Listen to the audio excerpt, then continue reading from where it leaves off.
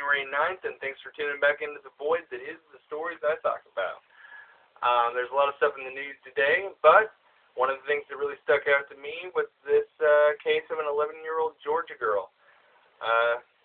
This 11-year-old girl, her parents were recently arrested for educational neglect because they failed to send her to school for a year. Now, it's definitely the parents' burden of responsibility to send this little girl to school. I completely agree with that, especially in younger children. Parents need to push the fact that the education is important. And that was a really loud car that just turned into my apartment complex. Yeah. Oh well. Anyway. And then it's one leaving the apartment complex.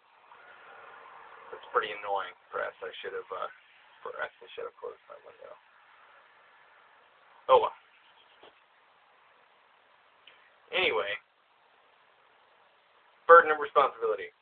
It's definitely a parent's burden of responsibility to push the fact that your children need to get an education, and they need to better themselves. They need to learn and grow through their education to get a better job and grasp a better understanding on themselves and their life through their education. It's very important.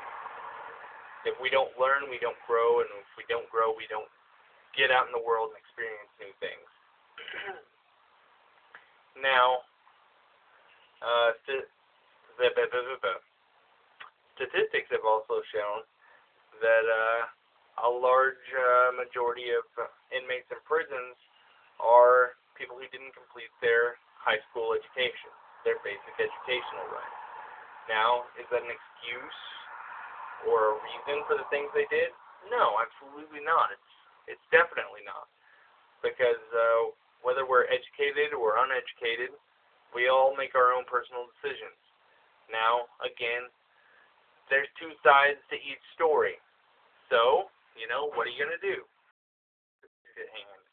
When does a parent's burden of responsibility end as far as education is concerned? I mean, not in the case of this 11-year-old girl, because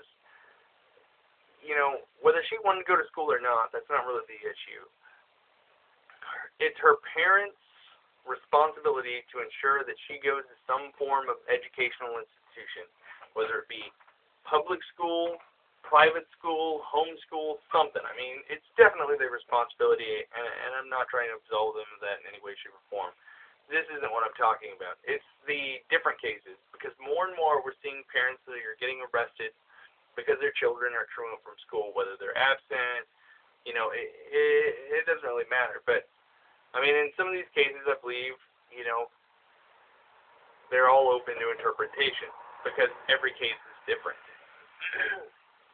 But, in some of these cases, these parents work, and if they were to stay home to ensure that their children get on the bus, or, whatever mode of transportation that their educational institution provides, they wouldn't have a job anymore. And, they need to go to work to this job because they need to pay the bills and provide the basic necessities that we all require. I mean, and these older children, whether they be 14, 15, or 16, 17, 18, if they're still in school, I mean, are the parents really legally liable for for their educational responsibility? I mean, these children are to an age now to where they've learned responsibility.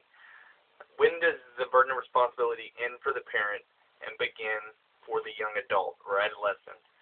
I mean, even if we find that parents aren't legally responsible anymore for these children once they reach a certain age, what punishment will we give them? I mean, is this, do you agree? Do you disagree? What do you think? What's your spin? I guess that's really what I'm trying to get at. And, wow, there was something else that was just really loud.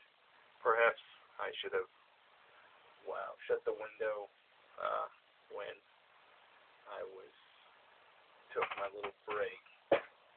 But clearly that fits into today's subject of education. Perhaps if I had furthered my education, I would have learned that sound travels through open windows and should have shut this one. But, oh well. That's all that really mattered to me this